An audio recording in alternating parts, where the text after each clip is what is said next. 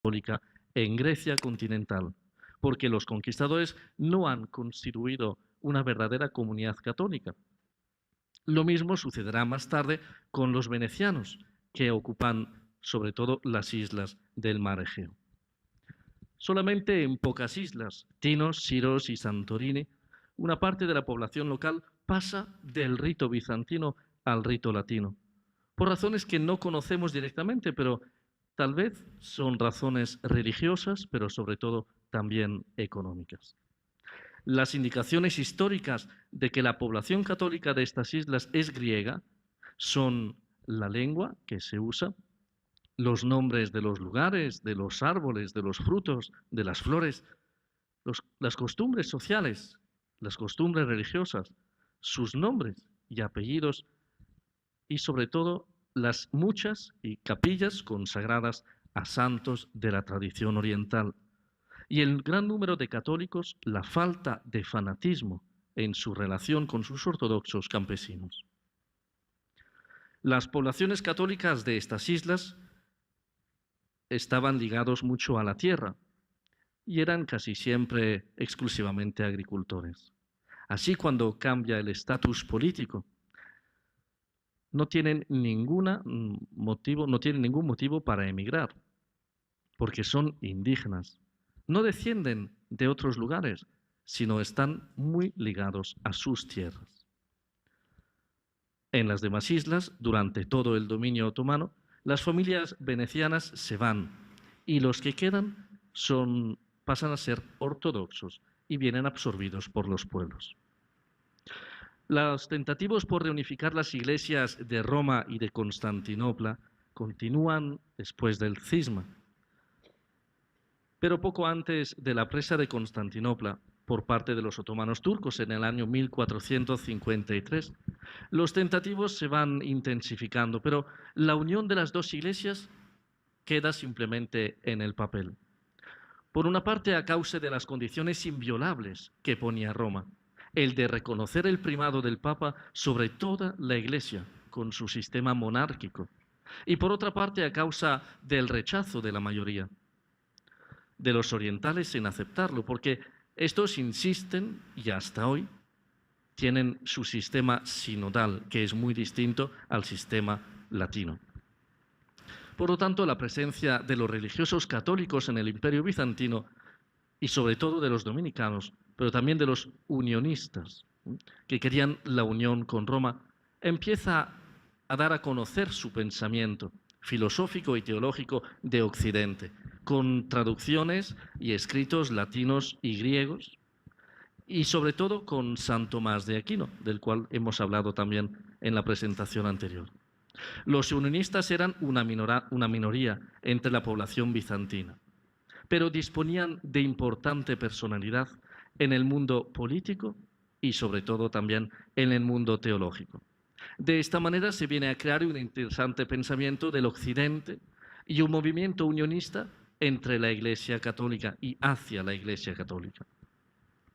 Después del concilio de León, Ferrara y Florencia, muchos griegos unionistas pasan a ser católicos y además católicos del rito latino. La unión, pero, de las dos iglesias no ha sido conseguida porque la mayor parte de los obispos, la mayor parte de los sacerdotes y del pueblo en Oriente niega las condiciones de esta unión acordada.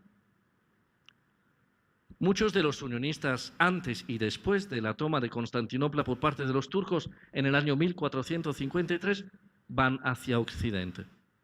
Han sido acogidos en las escuelas, en las cortes, donde han podido aprender a amar la literatura y la filosofía griega. A estos unionistas griegos y a los ortodoxos que han exiliado voluntariamente en Occidente, se les debe el reconocimiento del Renacimiento y del progreso cultural de Europa por más de 250 años. En este contexto, los papas han sido calurosos sostenedores de la obra de la civilización de los unionistas y de otros griegos emigrados. Han confiado a ellos puestos de responsabilidad, han curado la institución de tipografías y ediciones de libros, y han sido instituidos dos colegios griegos a Roma, por el Papa León X y por el Papa Gregorio XIII. La intención última era sobre todo la ayuda de la nación griega. Entre los unionistas se incluyen también personas importantes de la literatura griega, de las ediciones, de la teología, de la filosofía, bellas artes, como Doménico Theotokopoulos de Creta, que murió católico en España, y como ha escrito de él mismo en su testamento, pero también el metropolita Vassarione, que pasó a la Iglesia Católica y llegó a ser cardenal de esta Iglesia. Todos ellos eran convencidos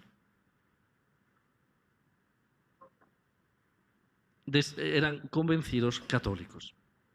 Impresiona finalmente el hecho de que en el Concilio de Trento, en 1545, han participado 10 obispos de la región griega, 2 secretarios y otros 2 de origen griega en diócesis venecianas, mientras que de otros países solo participaron muy pocos. Con la ejecución de los decretos del Concilio de Trento, una multitud de religiosos y religiosas llegan a nuestras islas.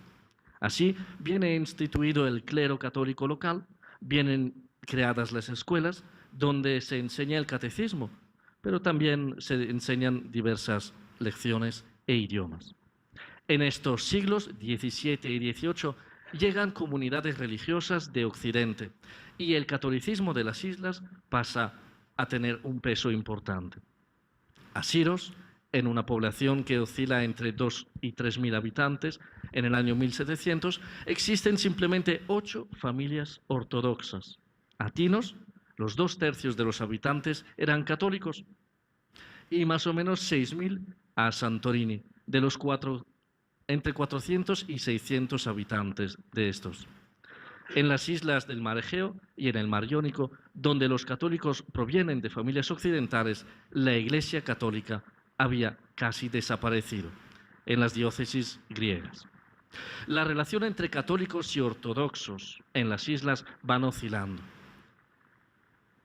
Las divergencias eran por causas sociales y causas económicas y tomaban un carácter religioso. Y hay un paradigma. En nuestras islas habían iglesias con 2 altares, uno para los católicos y otro para los ortodoxos. Llegamos finalmente al año 1821, año de la revolución de los griegos contra los turcos y de la creación del nuevo Estado libre griego. Los griegos católicos no participan a la lucha porque no tenían la necesaria armadura para la revolución, pero también porque en el siglo precedente empezaron a ser calpestados los derechos de los católicos en las islas. Y estos últimos tienen miedo que la creación de un Estado de ortodoxos iría en contra de ellos, en el momento en el cual hasta ahora gozaban de la protección de las potencias occidentales católicas. Desde entonces, Siros, que había sido casi toda católica, hoy cuenta con 21.000 habitantes, entre ellos hay 7.000 católicos y 14.000 ortodoxos, que pasan a venir después de toda Grecia, atraídos por el comercio y las posibilidades de trabajo. Siros mantiene hoy todavía la más alta porcentual de católicos, un 33% en toda Grecia. El primer gobierno griego ha asegurado a los católicos que serán respetadas las libertades religiosas y la paridad. Así, en las islas con habitantes católicos han empezado a colaborar a la revolución armada, económicamente y con guerreros. Y como testimonian los premios de valores dados a los católicos, premios que son conservados hoy en día en los archivos históricos.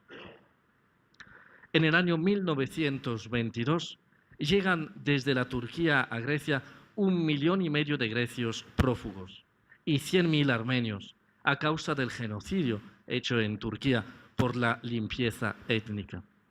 Llegan así junto a los ortodoxos nuevos católicos, griegos latinos y bizantinos, y armenios de rito armeno. La mayoría de estos católicos se inserian en Atenas. En el año 1950, a causa de la pobreza creada por la Segunda Guerra Mundial, empieza una gran emigración hacia la Europa y los Estados Unidos de América, pero también a la periferia de Grecia y hacia la capital, Atenas. Entonces, una gran parte de la población católica de las islas va a refugiarse a Atenas para el trabajo, porque en Atenas se desarrolla la construcción a causa de la inmigración interna. De esta manera, la diócesis de Atenas tenía apenas 4 parroquias y llega a tener 12 parroquias católicas. Hacia el año 1985 empiezan a llegar en Grecia inmigrantes de otros países, muchísimos de los cuales son católicos, entre ellos muchos filipinos, muchos polacos. Y cuando vienen menos el régimen comunista en 1989, llegan cada año millares de albaneses, ucranianos y africanos de diversas nacionalidades y también medio orientales. De esta manera, la población católica en Grecia se ha 7 veces.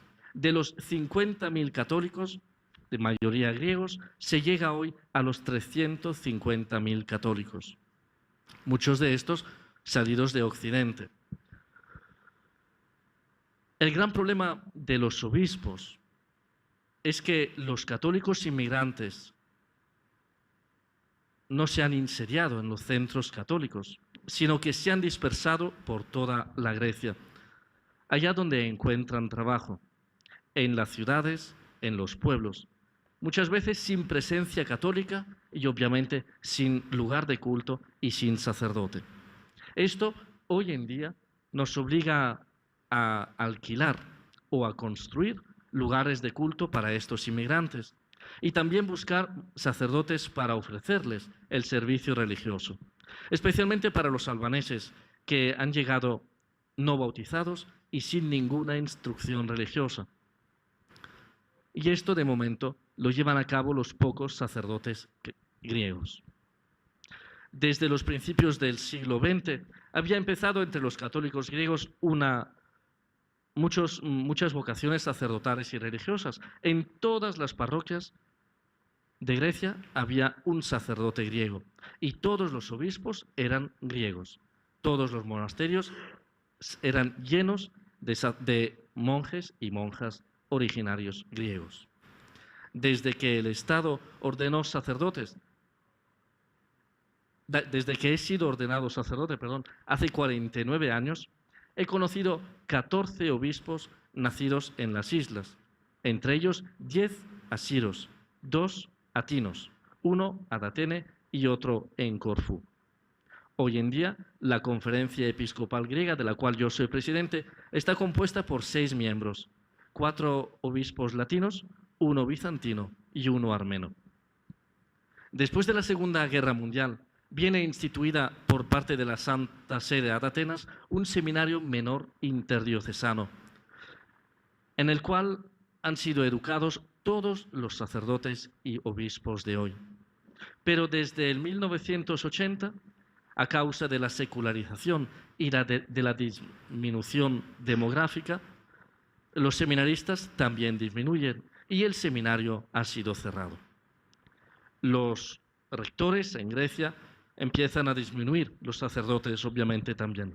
Los jóvenes seminaristas ahora ya van directamente a Italia para formarse en sus estudios filosóficos y teológicos. Y hoy, para todas las diócesis, tenemos solo 2 seminaristas. A causa de la falta de sacerdotes, los obispos han querido y han tenido que buscar sacerdotes provenientes de otras diócesis y de otros países, sobre todo Polonia, Rumanía, Ucrania e Italia. Y así hoy la mitad de los sacerdotes griegos son extranjeros. Esta, obviamente, esperamos que sea simplemente una solución provisional.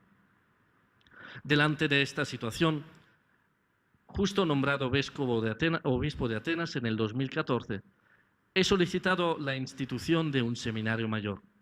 Quería asegurarme que los sacerdotes no eran provisionalmente extranjeros, sino encardinados en nuestras diócesis y que aprendieran desde muy jóvenes el idioma y la cultura griega. Estos seminaristas, hoy en día, los he encontrado en el camino neocatecumenal, el cual no es un instituto religioso, sino una simple formación de fieles que se hace en las parroquias y que conoce hoy en día un gran renacimiento de vocaciones sacerdotales y religiosas. Este año, gracias a Dios, tengo ya 6 seminaristas en diversas etapas de estudios. Vienen de Polonia, Italia, España, El Salvador y Filipinas. Y hoy en día están aprendiendo la lengua griega. En el futuro espero de tener cada año 2 nuevos seminaristas. Está previsto finalmente la primera ordenación diaconal en noviembre. Las últimas ordenaciones fueron una en el 2016, una en el 2010 y la anterior en el 1990. Hoy también religiosos y religiosas y sacerdotes religiosos han disminuido mucho en nuestras diócesis. Los que todavía sobreviven son mayores de 65 años. Los hermanos y las hermanas tienen todavía 11 escuelas en Grecia, desde la kinder hasta el bachillerato, donde estudian 7.500 alumnos más o menos, y la gran mayoría son ortodoxos. Pero por falta de vocaciones están formando profesores católicos para continuar con las escuelas y continuar sobre todo en las escuelas el espíritu del fundador. La crisis económica de los últimos 8 años y los fuertes impuestos no permiten que nosotros, obispos de Grecia, podamos sustentar los sacerdotes ancianos y tampoco tenemos la posibilidad económica de ayudar a las parroquias pobres. Como conferencia episcopal, hemos creado hace ya unos años un diario católico e imprimimos los libros necesarios para la formación tanto de nuestros sacerdotes como de los fieles. Pero ahora hemos llegado ya al punto en el cual las finanzas se han acabado y tal vez este mismo verano nos veremos obligados a cerrar esta editorial y esta imprenta.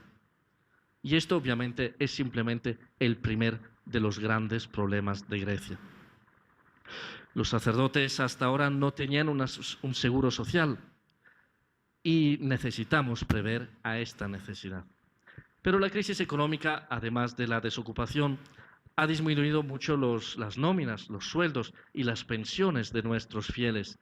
Por lo tanto, en cadena, han disminuido también las entradas de las parroquias católicas. Los alquileres, los pocos alquileres de los cuales podemos gozar, han disminuido también. Y las diócesis tienen simplemente estas rentas como entradas económicas. Mi predecesor, obispo, ha tenido una oferta generosa y ha comenzado la procedura para la construcción de una nueva iglesia cercana al aeropuerto, una región extensa fuera de Atenas, donde hoy trabajan muchos católicos, griegos y también inmigrantes, pero donde no existe ninguna parroquia católica. Yo comencé la construcción, pero el dinero se acabó y ahora la obra está totalmente paralizada y los fieles se han quedado una vez más sin sacerdotes.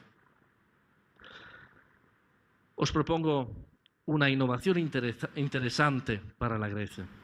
La conferencia episcopal, hace 45 años, después de haber solicitado la opinión a los fieles en 1972, decidió, por ejemplo, celebrar la Pascua en la misma fecha que la celebra la Iglesia Ortodoxa, la cual para ellos siguen el calendario juliano, por lo tanto hay una diferencia de entre 1 y 5 semanas con nuestro calendario gregoriano.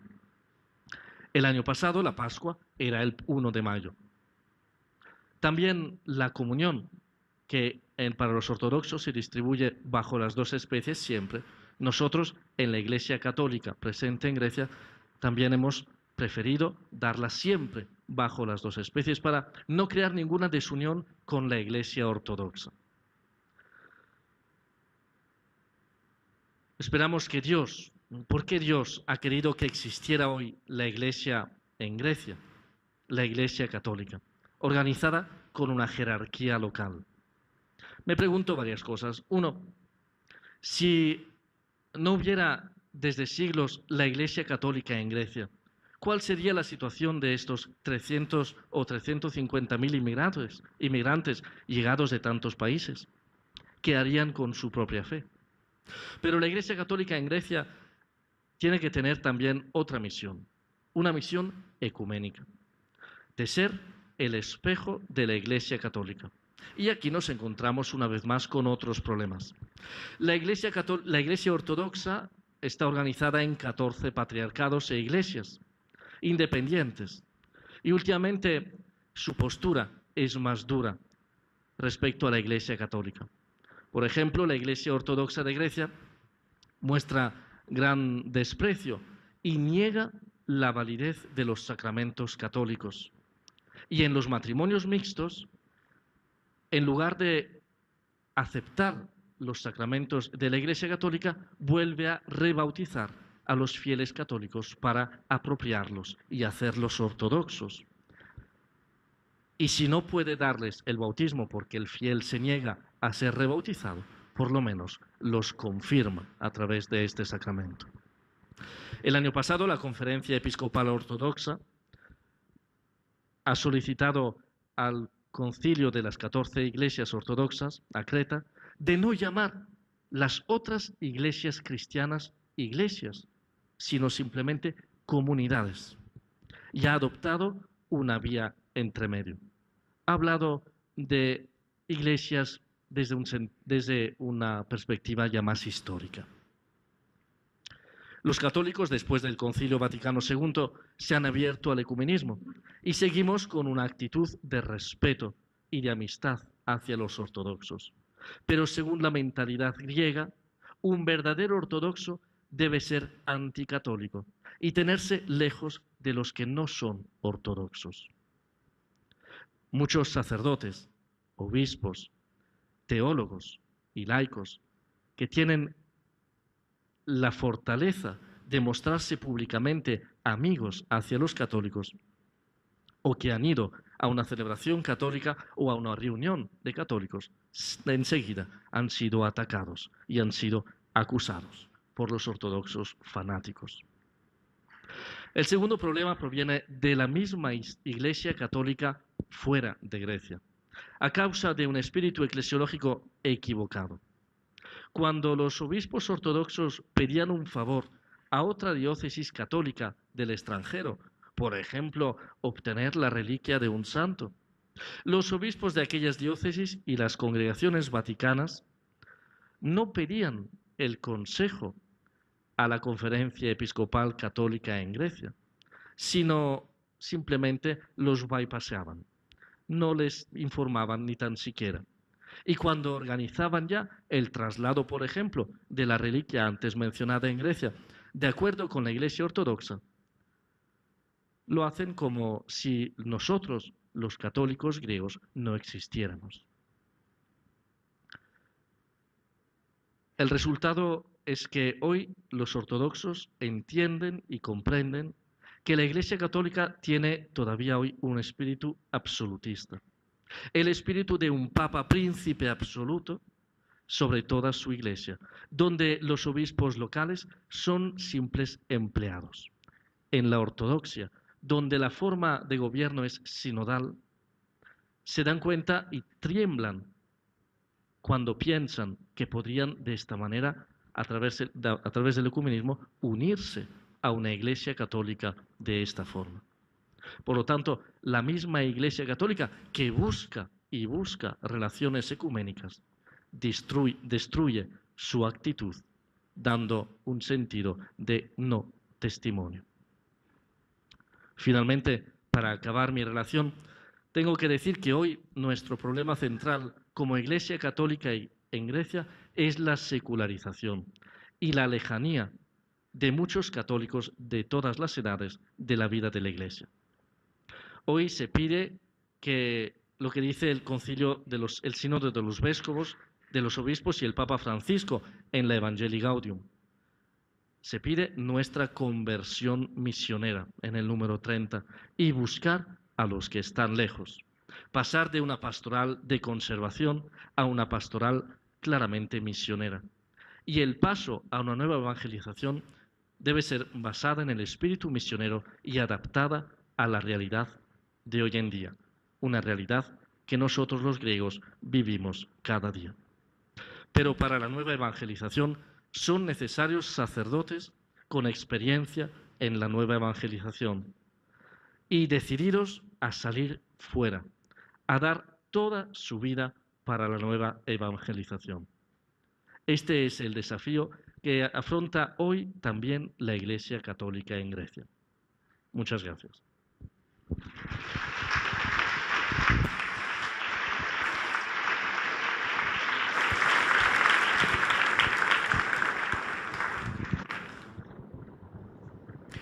Spero di aver potuto aprire una finestra sul mondo sconosciuto a voi. Espero que de esta manera haya podido abrir a vosotros una ventana sobre este mundo desconocido. Grecia no simplemente son las islas bonitas y el mar que vemos en los pósters, sino también son estos problemas que vivimos cada día.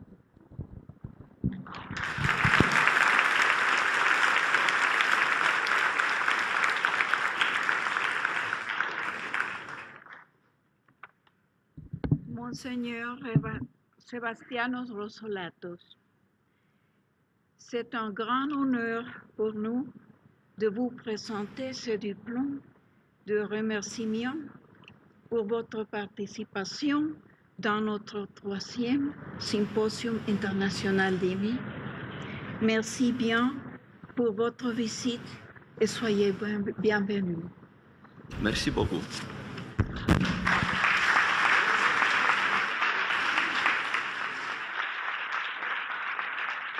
Voy a leer el diploma, el reconocimiento a Monseñor Sebastianos Rosolatos.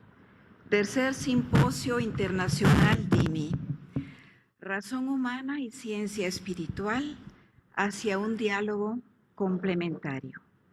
El Discipulado de la Misericordia y el Grupo Internacional para la Paz confieren el presente reconocimiento a Monseñor Sebastianos Rosolatos, arzobispo de Atenas y presidente de la Conferencia Episcopal de Grecia, por su luminosa participación en el tercer Simposio Internacional DIMI, agradeciendo a su vez su encomiable labor en beneficio del crecimiento humano, científico y espiritual de miríadas de personas.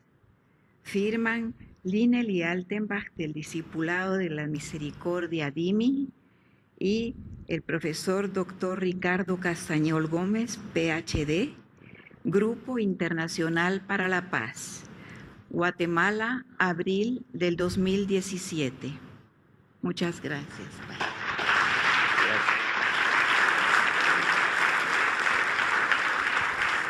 Gracias del invito. Gracias de la invitación. Gracias a Monseñor. Y bueno, con esta conferencia pues quedamos ilustrados de la realidad de la iglesia que peregrina en Grecia.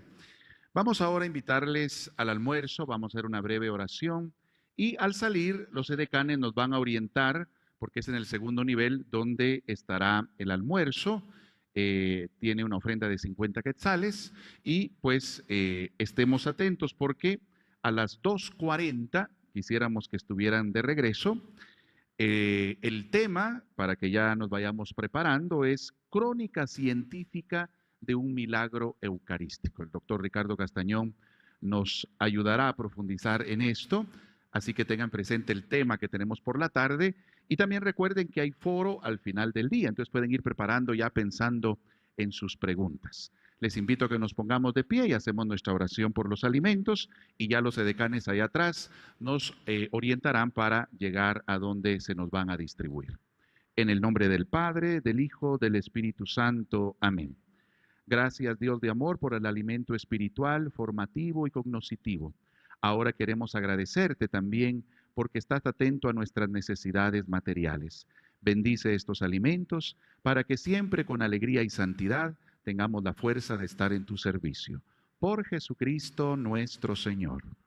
En el nombre del Padre, del Hijo y del Espíritu Santo. Amén. Buen provecho para todos.